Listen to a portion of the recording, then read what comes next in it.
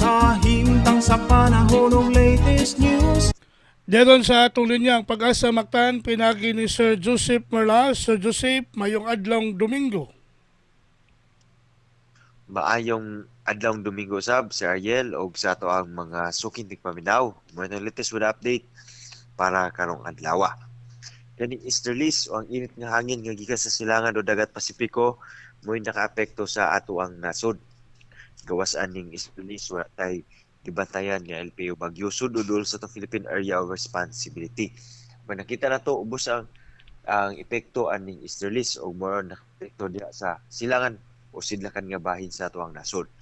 Mausod sa 24 oras ang silangan nga bahin sa Kabisayaan, makasinati aning panagsang mapanganuron ngadto sa madag-umon ning halitan, dili ra tibok adlaw nga makasinatig mga pagulan diri sa may Eastern Visayas area.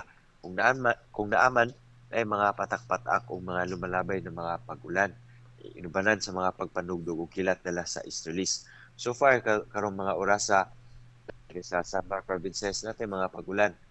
Even karong mga sayo sa buntag diri sa may Katbalogan area, ingon man diri sa may Taaf, Sulat o San Julian area. O napunta diri sa may habagatan nga bahin, diri sa may Giwan Eastern Samar. O nahibiling bahin sa Kabisayaan, generally fair weather condition ito masinati. So far diri sa Eastern Visayas, sakip na probinsya sa Sugbo, wala tayo gipaabot ng mga pagulan yung next kanong buntag. So generally fair weather at condition ito masinati. Kung natay mga pagulan, mga patak-patak o mga lumalabay lamang dala sa localized thunderstorms ito ingon man sa hinungawas sa easterlies. Kemda sa itong hangin kadagatan, wala tayo gale warning at tibok Kabisayaan.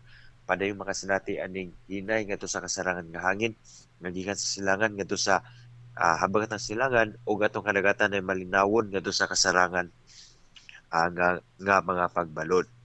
Sa Cebu atong dagat, mo taob hunas ni sa alas 11:36 sa buntag kaning mabun nga 0.5 meters ug mo taob sa alas 5:22 sa hapon nga nagilawmon nga 1.0 meters.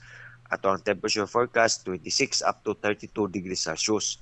Ug atong kanigadlaw musubag ni sa alas 5:25 sa buntag. Ug wato latest gikan diri sa buhatan sa Pag-asa Mactan, Visayas do Este, is Joseph Berlas. Mayong adlaw Domingo. Salamat Sir Joseph, yung butag sa Pag-asa. Welcome sir, mayong butang. Okay, good morning. Inyo gadabati si Sir Joseph Merlas, ang atong weather specialist gikan sa Pag-asa Mactan, nga nagaton sa tong dagan sa kahimtang sa panahon nining adlawng Domingo, Hunyo 30, tuig 2024.